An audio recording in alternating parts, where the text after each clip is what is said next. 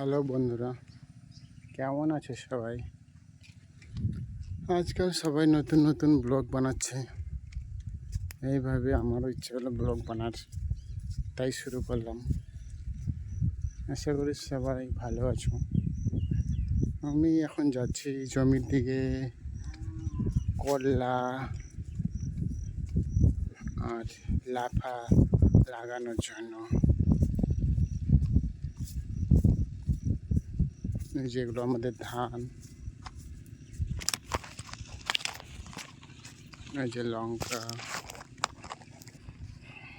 ধান লাগিয়েছি। দেখো, জল নেই জমিতে, বৃষ্টি হচ্ছে না,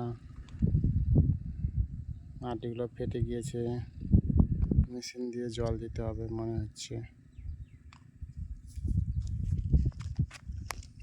এই যে এখানে লাগাবো করলার বিচি আর লাফা।